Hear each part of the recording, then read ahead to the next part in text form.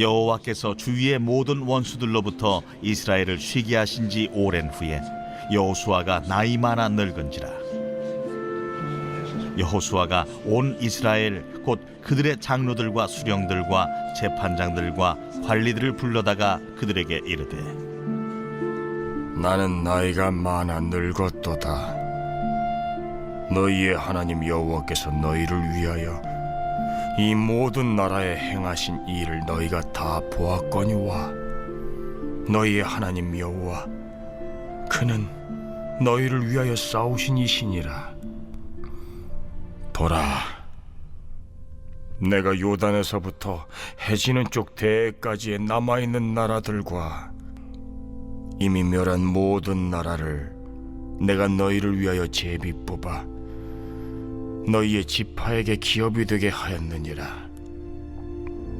너희의 하나님 여호와 그가 너희 앞에서 그들을 쫓아내사 너희 목전에서 그들을 떠나게 하시리니 너희의 하나님 여호와께서 너희에게 말씀하신 대로 너희가 그 땅을 차지할 것이라.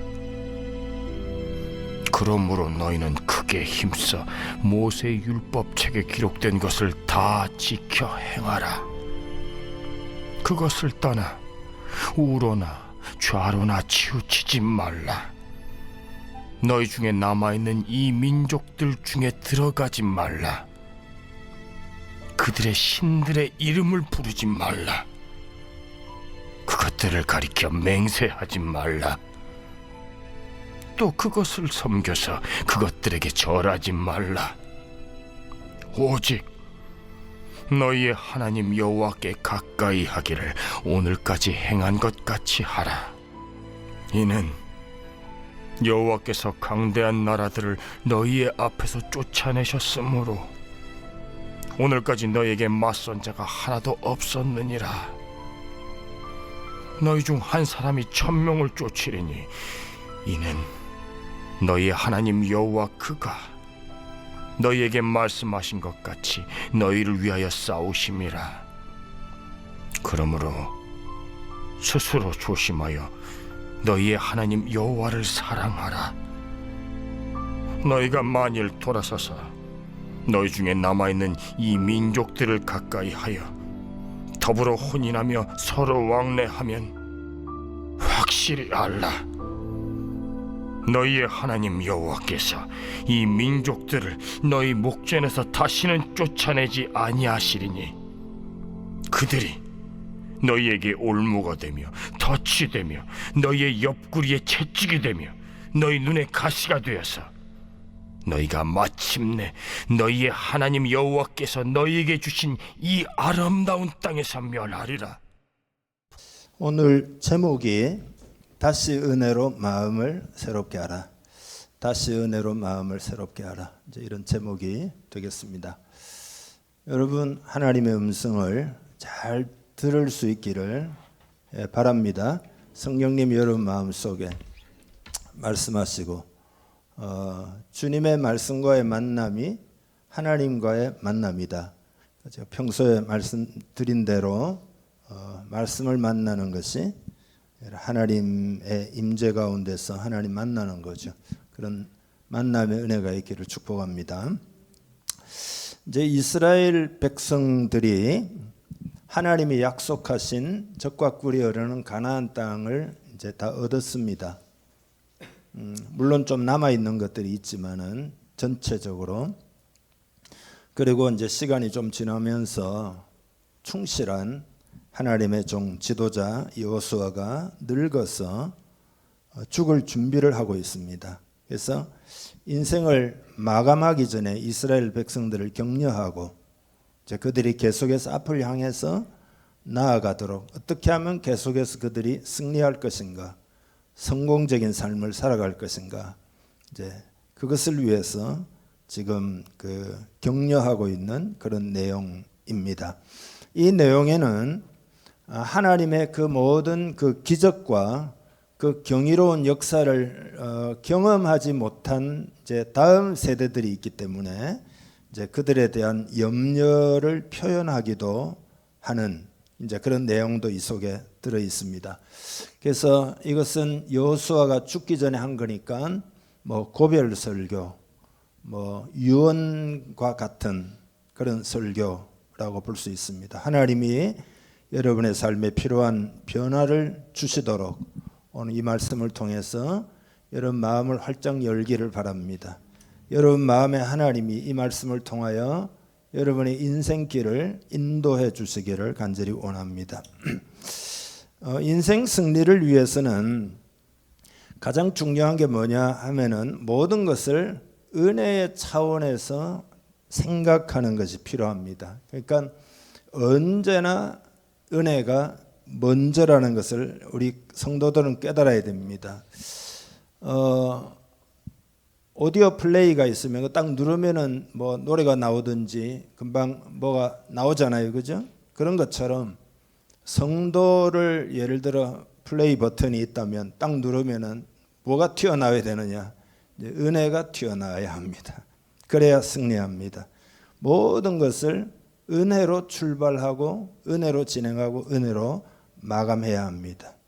여러분의 삶도 딱 결단을 하기를 바랍니다. 시작도 은혜, 마지막도 은혜. 이렇게 내 인생이 되기를 원합니다. 그런 결단이 있기를 바랍니다. 그러니까 우리 성도의 삶은 하나님의 율법을 내가 뭐 열심히 지키는 그런 어떤 율법의 삶이거나 혹은 도덕의 삶이거나 혹은 내가 뭐 돌을 닦는 것처럼 수도의 삶이거나 그런 게 아니라 이 말이죠. 아니 하나님의 은혜가 없다면 내가 열심히 뭐 갈고 닦는 게 무슨 소용이 있겠느냐 하는 것입니다. 그래서 타락한 인생이기 때문에 아담의 후예들인 우리들에게는 다른 것보다 은혜가 필요한 거죠. 은혜. 그래서 항상 은혜가 먼저 있다. 하나님이 우리를 구원하시는 것이 내가 열심히 노력해서 구원받는 것이 아니라 하나님이 은혜를 베푸셔서 구원받을 수 있는 바탕을 다 준비하신 것이죠. 그것이 예수 그리스도의 사건이고 우리를 위하여 모든 역사를 주관하시는 그 모든 것이 다 은혜의 사건이다. 여러분이 크리스찬으로서 잘 살려고 애를 씀에도 불구하고 때때로 왜 패배하냐? 왜 자꾸 넘어지냐? 그 이유가 도대체 뭘까요? 그거는 은혜의 삶이 아니고 육신적 노력의 삶이기 때문입니다. 그러니까 은혜가 없이 내가 해보려고 애를 자꾸 쓰는 거란 말이죠. 여러분 우리가 신앙생활하다 때때로 좌절감을 느끼는데 그것도 역시 마찬가지예요. 육신적 노력의 삶이기 때문에 그건 육신적 노력의 삶이라는 말은 내가 잘해서 내 인생을 제대로 살겠다. 내지는 뭐 성공적인 삶을 살겠다. 자기 힘으로 사는 것은 아무리 애를 써도 여러분 우리 인생은 다 한계가 있으니까 열심히 노력한다는 것이 그 한계가 역력하잖아요. 이 정도면 됐다는 느낌이 없기 때문에 좌절할 수밖에 없습니다. 그러니까 잘 살려고 애를 쓰는 그 동기 자체는 선하고 아름답지만 그럼에도 불구하고 패배해버리고 만다 이 말이죠. 이것이 복음이 필요한 이유예요. 이것이 하나님의 은혜가 먼저 있어야 되는 이유입니다. 세상에는 여러분 서점에 가보면 처세술에 관한 책들이 굉장히 많죠. 뭐 이렇게 하라 저렇게 하라 뭐 계획은 어떻게 세우고 실행은 어떻게 하고 뭐 이때는 어떻게 하고 저때는 어떻게 하고 그런 책들이 뭐 삶을 살아보면서 어떤 지혜들을 모아놓은 거죠. 또 문제에 대해서도 이런 문제는 이렇게 대처하고 저런 문제는 저렇게 대처하고 뭐 회사 생활은 어떻게 하고 그런 서적들이 많은데 예를 들어서 그런 것들은 뭐하고 같은가 하면은 마치 몸이 아픈데 열이 난단 말이죠. 그러면 열을 내리기 위해서 얼음 찜질을 하는 거하고 똑같아요. 그러니까 그 원인을 밝혀내지 않고 얼음 찜질만 계속하고 있으면 그건 증상을 경감은 시키지만 원인을 잡아내는 건 아니잖아요. 그러니까 병원에 가면 의사가 하는 일은 그게 뭐 돌팔이가 아니라면 우선 진단부터 할 거잖아요. CT를 찍고 뭐 MRI 찍고 무슨 조직 검사를 하고 그런 거잖아요. 그러니까 이처럼 우리 삶에 대하여 성경은 완전히 다른 접근법, 완전히 다른 말씀을 하시는 거죠. 인생의 모든 문제의 원인이 뭐냐? 그 엑스레이 딱 찍어보거나 혹은 조직 검사를 해보거나 해보면 영적으로 말입니다. 그 인생의 문제의 원인이 뭐냐? 그것은 하나님의 은혜를 떠난 데 있는 거죠. 증상은 각각 다르죠. 관계의 문제가 있을 수 있고 심리적인 문제가 있을 수도 있고 뭐 여러 가지 뭐 마음의 고통을 겪는 것들이 있겠죠. 그렇지만 그건 증상이다. 모든 원인은 하나님의 은혜를 떠난 데 있다. 그러니까 인생 승리를 위해서는 반드시 하나님의 은혜로 돌아와야 된다라고 하는 것을 제시하는 그 돌아오는 방법을 제시하는 것이 바로 성경인 거죠. 그래서 여러분 믿음 생활을 할 때 다시 은혜에서 출발하기를 주님의 이름으로 축복합니다. 그래서 오늘 본문을 보면 이제 그런 내용인데요. 일단 아까 읽었지만 3절 4절을 다시 한번 읽겠습니다. 너희의 하나님 여호와께서 너희를 위하여 이 모든 나라에 행하신 일을 너희가 다 보았거니와 너희의 하나님 여호와 그는 너희를 위하여 싸우신 이시니라. 보라 내가 요단에서부터 해지는 쪽 대해까지의 남아있는 나라들과 이미 멸한 모든 나라를 내가 너희를 위하여 제비 뽑아 너희의 지파에게 기업이 되게 하였느니라. 아멘. 여기 보면 여호와께서 너희를 위하여 이 모든 나라에 행하신 일 그랬잖아요. 하나님이 이 모든 것을 행하셨다. 그 다음에 그는 너희를 위하여 싸우신 이시다. 하나님이 싸우셨다. 이게 뭐냐 하면은 이게 하나님의 은혜다. 은혜를 기억하라. 인생을 절대 여러분의 힘으로 살려고 분투하지 말기를 바랍니다. 하나님의 은혜를 기억하기를 바랍니다. 하나님이 은혜로 이스라엘 백성들에게 가나안 땅을 주셨고 하나님이 그 땅을 차지하도록 도우셨고 하나님이 계획도 세우셨고 하나님이 다 행하신 것이다. 이것이 은혜의 비밀이다 이 말이죠. 은혜의 강력함을 우리는 알아야 합니다. 은혜의 비밀이 뭐냐? 하나님이 하신다. 이게 은혜의 비밀이고 은혜의 강력함은 뭐냐? 그 일을 하시는 분이 전능하시다. 그런 이야기입니다. 그러니까 치유받아야 될 본질은 뭐냐? 인생을 내 힘으로 살려고 하는 것, 내 힘으로 분투하고 애쓰는 것, 그것을 치유받아야 된다. 은혜가 필요하다 이 말이에요. 다 세상은 자기 힘으로 잘 살아보려고 애를 쓰는 거다 말이죠. 돈도 벌고 뭐 공부도 하고 뭐 분투하고 노력하고 땀 흘리고 어떤 사람은 뭐 막 요새는 직업을 막 3개 4개 가지고 그것이 나쁘다는 뜻이 아니라 근본 은혜를 모르고 힘써 분투하면 안 된다라는 것입니다. 그래서 예수를 믿고 난 다음에도 많은 성도들이 그런 오류를 가지고 있다는 것은 참 슬픈 이야기인데 그리스도인의 삶을 사는 것도 자꾸만 자기 힘으로 살려고 하는 거란 말이죠. 자기 힘으로 그리스도인의 삶을 사는 것은 어려운 정도가 아니고 그건 애시당초 불가능해요. 아예 불가능합니다. 많은 사람들이 이것을 깨닫고는 있지만 자꾸 까먹어 버려요. 가다 보면 자꾸 또 까먹어 버려요. 그래서 자꾸 중간중간에 새롭게 하나님의 은혜를 기억해야 된다 이거죠. 하나님의 은혜로 돌아와야 된다 이 말이죠. 은혜로 산다는 것은 내가 하나님을 위해서 사는 게 아닙니다. 여러분 믿음이 좀 좋으면은 내가 하나님 위해서 뭘 해야지. 그렇지만 믿음 생활은 내가 하나님을 위해 사는 게 아니에요. 그리스도께서 나를 통하여 사시도록 나를 내어드리는 것이단 말이에요. 나를 맡기는 것이단 말이죠. 그래서 갈라디아서 2장 20절 잘 알잖아요. 내가 그리스도와 함께 십자가에 못 박혔나니 그런즉 이제는 내가 사는 것이 아니에요. 이 구절이 중요하죠. 내가 분투하고 내가 사는 게 아니다 이거예요. 오직 내 안에 그리스도께서 사시는 것이다. 그리스도가 내 안에서 나를 통하여 사시는 거다.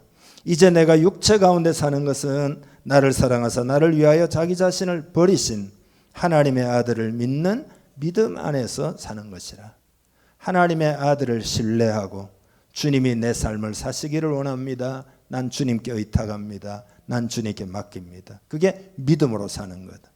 그러니까 율법 아래 있을 때는 항상 내가 행해야 하는 무엇인가에 계속 집중을 해요.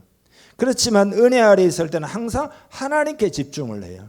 하나님이 무슨 일을 하시고 그리스도가 날 위해 무슨 일을 하셨는지 거기에 집중한다.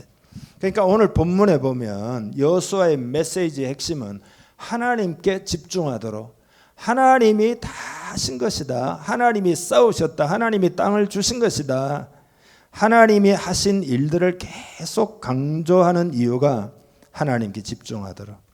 여러분, 우리가 하나님을 사랑하기 전에 하나님이 우리를 먼저 사랑하신 줄 믿습니다. 우리가 하나님을 믿기 전에 하나님 먼저 우리를 부르신 줄 믿습니다. 내가 하나님께 기도하기 전에 하나님이 날 향한 뜻을 먼저 가지고 계셨습니다. 내가 일하기 전에 하나님이 일하고 계신다 이 말이죠. 율법은 자꾸 무엇을 하는가에 강조점을 두죠. 이렇게 하라, 저렇게 하라, 잘해라, 잘해라. 그러나 은혜의 삶이라고 하는 것은 하나님이 우리를 위하여 무엇을 하셨는가에 강조점을 둡니다. 그 하나님을 신뢰하라는 거예요. 그게 출발 지점이 되어야 된다는 거예요. 우리가 은혜의 걸음이라고 하는 것은 예수 그리스도의 삶이 우리 삶에 들어와서 어떻게 표현되느냐 이거예요. 여러분이 만약에 은혜의 삶을 살면 여러분을 볼 때 여러분 안에 예수 그리스도가 나타나가지고 여러분의 삶 가운데 예수 그리스도가 표현된다 이 말이죠. 아이고 저 집사님이 옛날에는 보니까 아니던데 요새 은혜 가운데 사니까 예수님 닮았어요. 이렇게 되는 거죠. 예수님이 여러분 삶에 표현이 된다 이 말이죠. 그러니까 우리가 승리하려면 믿음으로만 가능해요. 하나님의 은혜가 아니면 불가능합니다. 그러니까 하나님이 이스라엘을 위하신다는 것을 한시도 잊어버리지 말아야 된다 이 말이죠.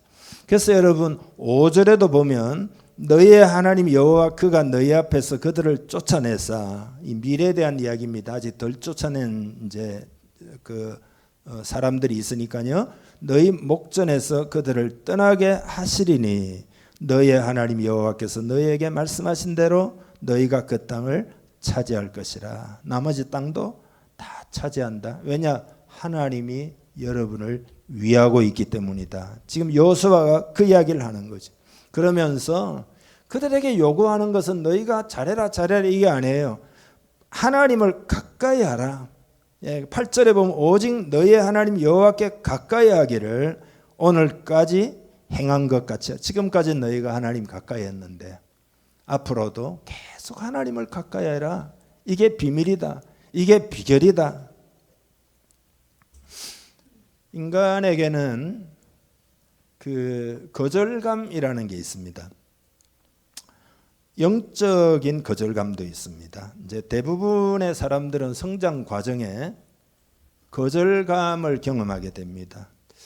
인간은 죄인이기 때문에 부모가 자녀를 매우 사랑하지만 그러나 그 부모의 사랑도 한계가 있다 이 말이죠.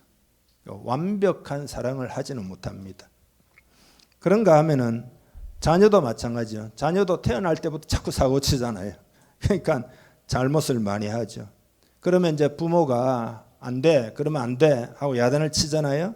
그러면 마음에 그게 사랑으로 느껴지기보다는 1차원적이니까 아이들이 그 부모가 나를 거절한다라고 생각하고 그렇게 거절하는 것이 정당하다고 느끼는 거죠. 왜냐하면 내가 잘못했으니까 부모가 나를 거절하는 것은 정당하다. 그렇게 해서 어릴 때부터 거절감이라는 것이 계속해서 형성이 됩니다. 근데 교묘한 형태의 거절 행위가 있습니다. 그 은밀하기 때문에 안개가 모락모락 땅에서 올라오는 것처럼 그건 잘 보이지 않지만 그러나 우리의 인격 형성에 교묘히 영향을 미쳐요. 예를 들어 부모가 자녀가 뭐 예를 들어 90점 맞아왔는데 그거 더 열심히 해서 95점 좀 맞지 이러면 그게 이제 거절감으로 작용하는 거죠. 그거는 잘 이렇게 은밀하기 때문에 잘 모르지만 아이는 그렇게 느낀다. 그 100점 맞아오면 100점 훌륭하다, 따봉이다 이렇게 해야 되는데 다음에도 꼭 100점 맞아 이렇게 하니까 이거 완전히 이제 거절감을 더 느끼는 거죠. 그래서 자녀가 엄마 아빠가 나를 사랑하지 않는 것처럼 느끼는 거죠. 예수를 믿고 나서 하나님으로부터 거절감도 많이 느낍니다. 그게 뭐냐면 그 죄책감과 수치심 때문에. 그래서 예수 그리스도 안에서 우리를 완벽하게 용납하신다는 은혜의 복음을 정확히 깨닫지 못하면 하나님도 나를 거절하신다라고 생각을 해요. 그래서 내가 좀 잘못한 것 같으면은 하나님이 나를 거절하신다. 하나님 나에게 복을 안 주신다. 이거는 은혜의 복음으로만 치유가 됩니다. 은혜의 복음으로만 치유가 돼요. 그러니까 거절감이 있으면은 어떻게 되는가 하면은 그 거절받지 않기 위해서 자꾸 내가 노력을 하고 애를 쓰고 심지어 하나님께도 내가 율법을 잘 지켜가지고 내가 인정을 받고 사랑을 받고 축복도 받아내야지, 내가 잘해가지고 칭찬 받아내고 뭐 사랑 받아내고 호의도 받아내고 다 받아내, 이렇게 자기를 합당한 모습으로 만들려고 애를 쓰는 거죠. 그렇게 해서 용납받으려고. 그렇지만 여러분, 그럴 필요가 전혀 없습니다. 예수 그리스도 안에서 우리는 완벽하게 하나님께 받아들여진 줄 믿습니다. 그게 복음이에요. 그게 기쁜 소식이에요. 그게 굿뉴스입니다. 하나님은 예수 그리스도 안에서 우리를 용납하신 거죠. 완벽한 의인으로 우리를 받아들여 주신 것이죠. 예수님 때문에 우리의 의인은 완벽하다 이 말이죠. 우리가 할 일은 뭐냐? 하나님을 온전히 의지하면 되죠. 완전히 받아들여졌다는 것을 확실하게 깨닫고, 하나님, 난 부족하고 연약한 부분이 있지만 그러나 하나님께 내 자신을 온전히 의탁하고 하나님 가까이 합니다. 난 하나님 가까이 합니다. 하나님 가까이 하면 하나님이 내 안에서 역사하실 줄 믿습니다. 이게 신앙생활이에요. 이 말은 무언가를 성취하기 위해서 어떤 노력도 하지 말아야 된다는 뜻은 아닌데, 왜냐하면 하나의 노력이 필요해요. 뭐가 필요하냐? 은혜의 성령님을 의지하는 노력이 필요해요. 여러분, 무엇을 하든지 여러분 스스로 하려고 하지 말고 은혜의 성령님을 의지하기를 바랍니다. 만약에 여러분이 그렇게 하고 있다면 여러분이 은혜 안에 있다는 의미예요. 하나님의 은혜를 믿는 사람은 하나님의 도우심을 간구한다 이 말이죠. 그래서 무엇이든지 구하라 그랬잖아요. 구하라 그러면 주실 것이요. 주님이 나를 떠나서는 너희가 아무것도 할 수 없느니라 그랬잖아요. 사람들이 보통은 문제 해결을 위해서 내가 어떻게 해결할까, 이렇게 해결할까, 저렇게 해결할까 궁리하는데 시간을 다 보내요. 하나님이 하라고 하는 것만 빼고는 다 해요. 하나님이 하라고 하는 게 뭐냐? 예.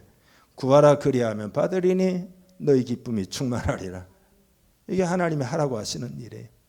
예. 구하라. 그렇게 하면 하나님의 은혜를 온전히 의지하니까 너희 마음에 기쁨이 있을 것이다. 안식이 있을 것이다. 그런 거예요. 왜 자꾸 하나님이 하라는 것만 빼고 나머지만 열심히 하는 걸까?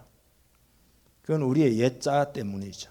옛자는 뭐냐 하면 하나님의 은혜를 모르니까 자꾸 내 힘으로 살려고 하는, 독자적으로 살려고 하는, 그게 옛자예요. 그래서 우리의 육신은 스스로 문제를 해결하려고 하는 속성을 가지고 있습니다. 왜 스스로 해결하려고 할까요? 그게 영적인 거절감입니다. 하나님이 나를 잘 안 받아들여 주신다. 내가 문제가 있으니까. 이렇게 거절감이 마음에 있으니까. 여러분, 은혜의 복음으로 완전히 거절감을 해결하기를 축복합니다. 하나님을, 우리가 할 일은 하나님을 가까이 하는 거다. 그러니까 시편에도 여호와를 가까이 하면 내게 복이다 이거예요. 그래서 은혜에 대한 새로운 각성과 깨달음이 있기를 바랍니다. 어떤 사람은 은혜 이야기하면 목사님 또 은혜입니까? 지난주일에도 은혜, 지지난주일에도 은혜, 작년에도 은혜, 또 은혜입니까?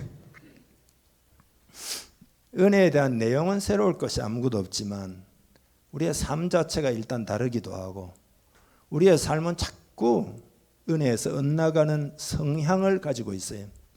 옛자가 나를 자꾸 끄집어 내린다 이 말이죠. 그러니까 자꾸 신선한 은혜가 필요해요. 날마다 신선한 은혜를 받아서 그 은혜로 살면 승리하는 거죠. 아까 말씀드린 대로 이렇게 사는 것이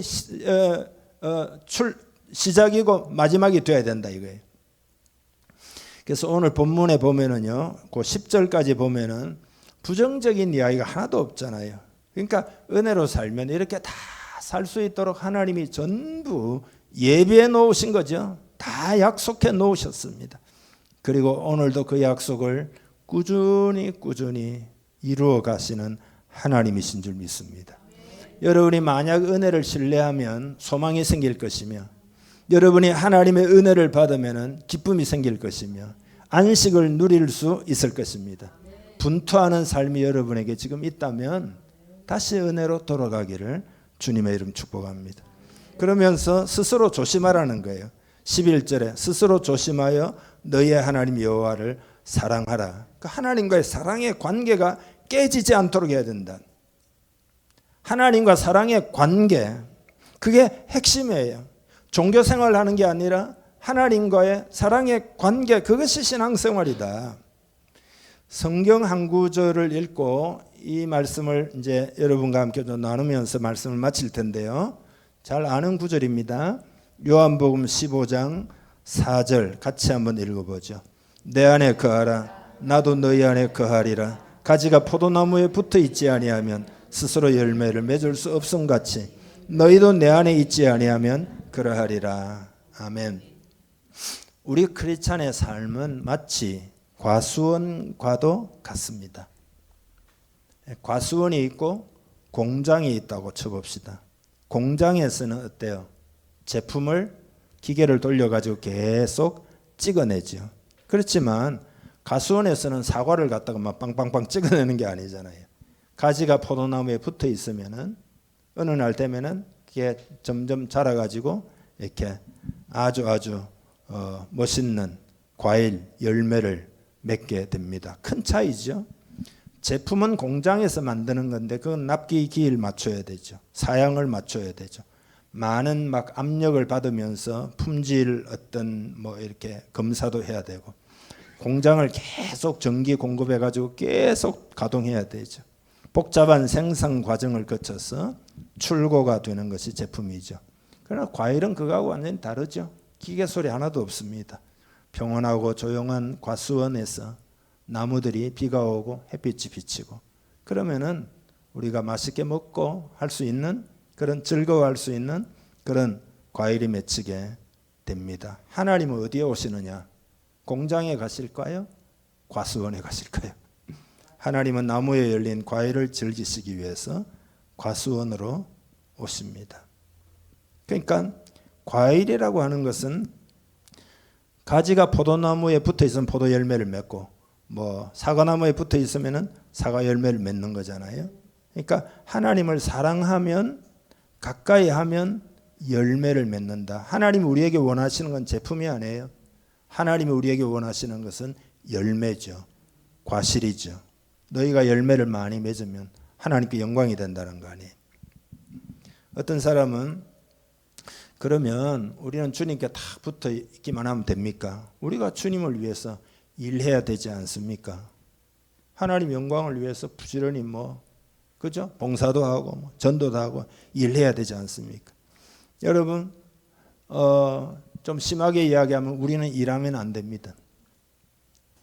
만약에 옛자의 행위로 노력하고 있다면 그것은 공장에서 제품을 찍어내려고 노력하는 것과 같습니다. 하나님을 가까이 하고 하나님을 신뢰하고 하나님을 사랑하고 하나님을 예배하고 이러면 성령님이 우리 안에 충만해가지고 우리 삶에서 자연스럽게 과수원의 열매처럼 맺을 수 있도록 그렇게 성령님이 역사하신다 이 말이죠.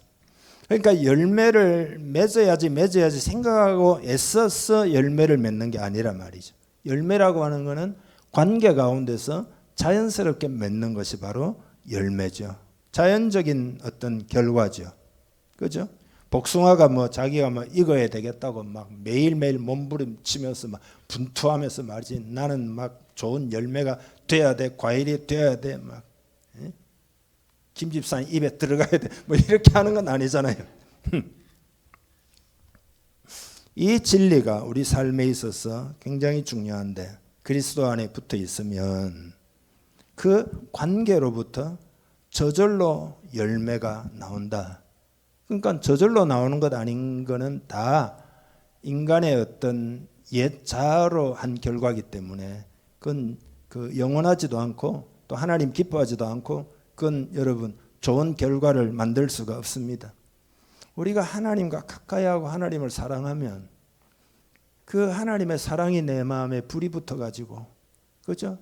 그 다 열매가 나와요. 외적인 모양은 비슷해요. 기도한다든지 뭐 섬긴다든지 뭐 복음을 전하는데 영혼을 돌본다. 외적인 모양은 비슷하지만 열매가 있고 제품이 있어요. 그 제품은 아무짝에 소용이 없다는 것을 깨달아야 합니다. 크리스찬의 삶을 재미없는 것으로 만들지 말아야 됩니다.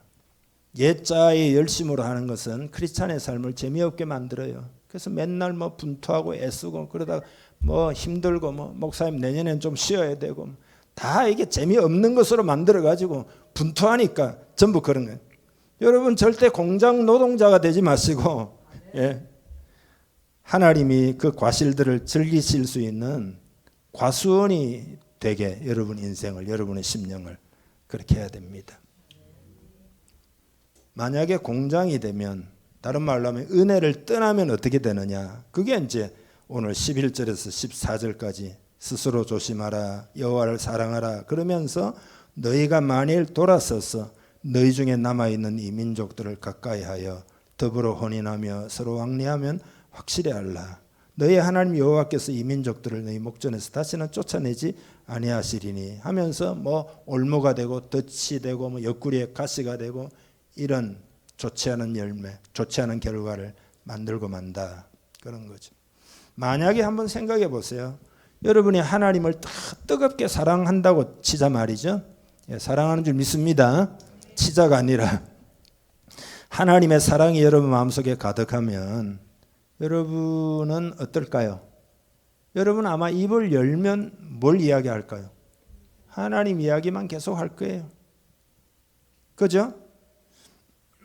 하나님의 선하심, 하나님의 말씀의 뭐 위대하심, 하나님의 사랑, 뭐 하나님의 행하신 일, 이런 걸 계속 이야기할 거예요. 그러니까 그렇게 하나님의 사랑이 가득하면 여러분이 다 마음에 그 가득한 사랑으로 뭔가를 하기 때문에, 여러분이 좋아서 하는 일이기 때문에 실적을 올리기 위해서 공장 돌리듯이 그렇게 억지로 하는 것하고는 완전히 다른 거라 이 말이죠.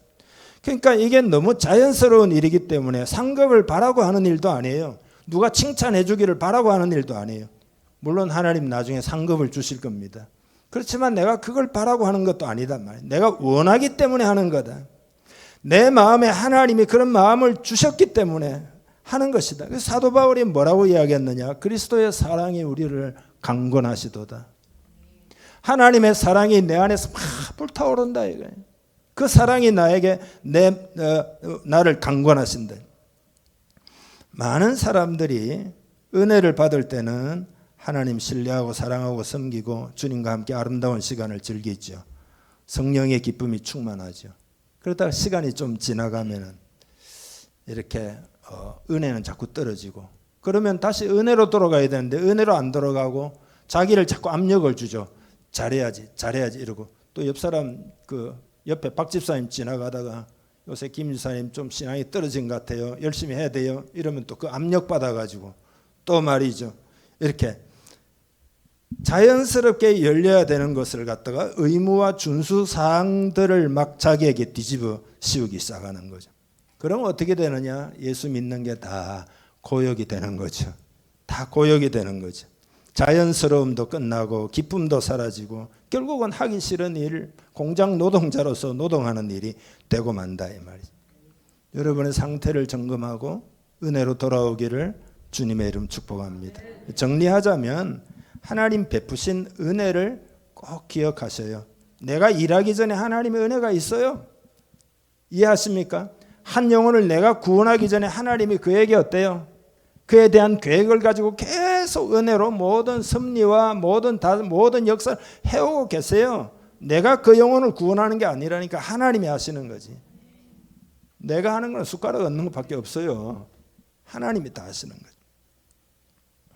스스로 모든 것을 막 이렇게 분투하지 말고 하나님을 가까이 함으로써 여러분 마음에 하나님의 사랑이 가득하기를 축복합니다. 은혜가 충만해야 됩니다. 그러면 어떻게 되느냐? 이런 고백을 하게 돼요. 진짜 나는 별거 없는데 하나님이 진짜 하시네.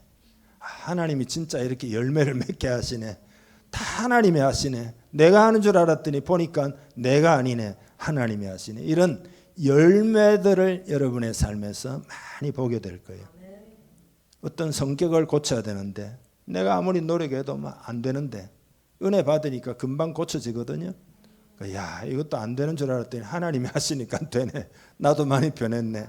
딱 은혜 때문에 되는 거란 말이죠. 걱정하지 말고 은혜로 다 돌아가야 됩니다. 예. 이야기 하나 하고 마치겠는데 맥스 루케이도가 그 믿음 연습이라고 하는 그 책이 있어요. 그 아주 심플한 이야기인데 휘트 크리스웰이라는 분이 있는데 크리스찬 가정에서 태어났는데 거듭나지는 못했어요. 근데 이제 그러다 보니까 도박에 빠져가지고 자금을 마련하려고 은행에서 돈을 훔치는 거죠. 발각돼 가지고 경찰 이제 조사를 받게 됩니다. 근데 이 사람이 내 인생 끝이구나 이래 가지고는 아내에게 유서를 남기고 자살을 하려고 했습니다. 권총을 들고. 근데 방아쇠를 못 당겼어요. 지옥에 갈까봐. 이제 어릴 때부터 크리스찬 가정에서 지옥에 갈까봐 두려워가지고. 그래서 이제 집으로 돌아와가지고 이제 있는데 그 아내가 그 유서를 써놓은 걸 본 거죠. 그래 경찰에 신고해가지고 체포가 됐는데 말할 수 없이 부끄러웠지만 하나 안도감은 들었어요. 내가 더 이상 도망 다닐 필요는 없다는 그런 그 희한한 안도감이 이제 잡혀가지고 들었어요. 감옥에 들어갔는데 희한하게도 막 눈물이 나오고 회개도 나오고 그리고 그 안에서 자기가 깨달은 게 있어요. 그토록 자기가 어릴 때부터 들어왔던 하나님 날 사랑하신다. 이게 자기는 안 믿어졌는데 그곳에서 드디어 그게 조금씩 들어오기 시작하는 거죠. 그래서 하나님이 감옥에다가 나를 두시는 까닭은 나를 버리시는 것이 아니라 나를 죄로부터 건져내시려고 하는 하나님의 은혜라고 하는 사실이 깨달아졌어요. 그래서 자기가 부도 쥐고 쾌락도 쥐고 그렇게 스스로 자기가 어떻게 해보려고 했던 삶에서 하나님의 은혜를 의지하는 삶으로 감옥 안에서 돌아가게 된 거죠.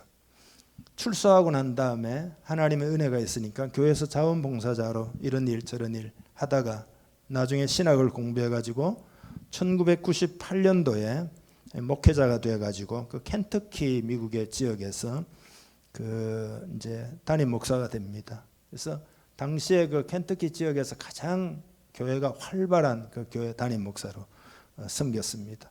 이게 뭐냐 하면은 은혜에 붙들리니까 하나님이 그 은혜로 그 안에서 역사해서 그런 열매들을 맺게 됐단 말이죠. 자기는 자기 인생을 잘 살려고 했던 거잖아요. 부자도 되고 싶고 뭐 재미도 누리고 싶고 그러니까 도박에 손댄 거 아니겠어요? 예. 그게 은혜가 없는 삶이고 감옥 안에서 은혜의 삶으로 돌아가니까 비록 환경은 감옥이지만 하나님이 그 인생의 열매를 맺도록 역사해 주신 것이다라는 거죠. 여러분 이런 이야기 하자면 끝이 없어요. 예를 들어 이제 옛날에 그 홈런 왕이라고 베이브 루스라고 그 1920년대 30년대 그 뉴욕 양키즈의 그 야구 선수로는 지금까지 모든 역사를 통틀어서 아마 가장 유명한 사람 중에 한 사람이죠. 베이브 루스라는 사람. 통산 이분이 3할 4푼 1이니까 이거 어마어마한 기록입니다. 근데 이제 사생활이 엉망이었어요. 폭주를 즐기고 돌발적인 행동을 하고 성적이 나중에 이제 그런 식으로 사니까 저조해지기 시작합니다. 그러다가 생각해 보니까 내 삶이 왜 성적이 자꾸 나빠지고 엉망인가? 그러니까 영적인 도덕적인 문제가 자기에게 있다는 것을 조금씩 깨닫습니다. 근데 교회 가기는 너무 부끄러워요. 돈은 많으니까 그 뉴욕의 그 한 시내가의 아파트 위층을 이렇게 뉴욕 시내가 보이는 곳에 하나 이렇게 구해가지고 그걸 자기의 기도처로 삼게 됩니다. 그래서 아무도 보지도 않고 아무도 모르지만 굉장히 초라한 심정으로 거기서 무릎을 꿇고 기도하는 생활을 하다가 이 베이브 루스가 참된 안식을 얻게 됩니다. 그래서 그때 은혜라는 것을 알게 됐어요. 이게 진짜구나. 내가 막 야구계의 영웅으로 스포츠계의 영웅으로 뭐 세상 떠들썩하고 뉴스에 오르내리고 뭐 돈도 많고 근데 자기 삶은 그야말로 처참한 삶이었대. 처참한 삶.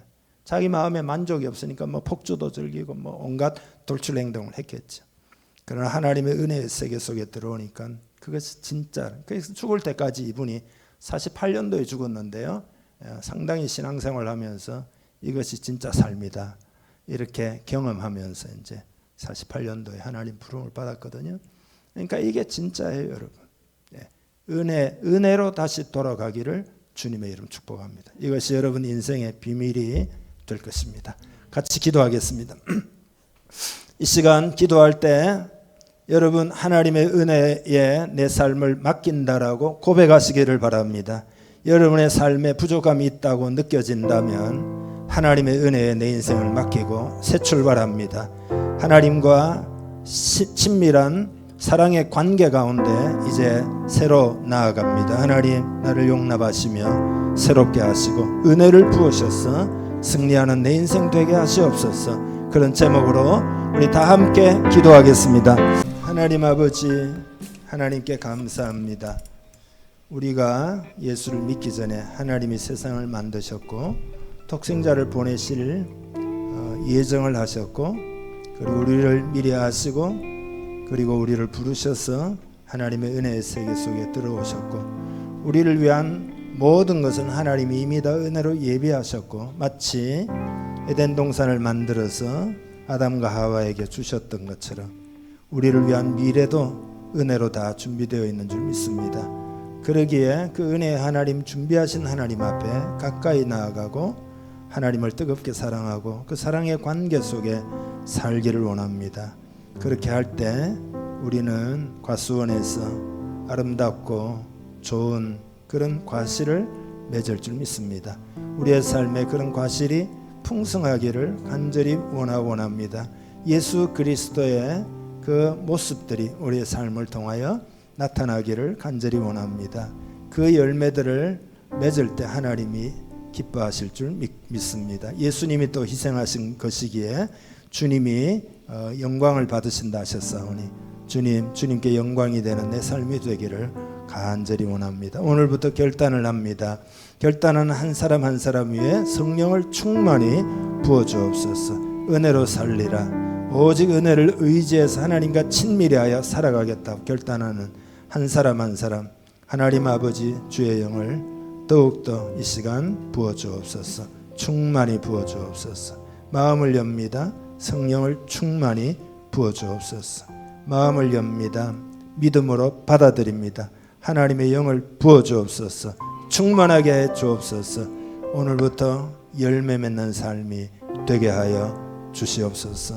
축복하며 예수님의 이름으로 기도하옵나이다. 아멘.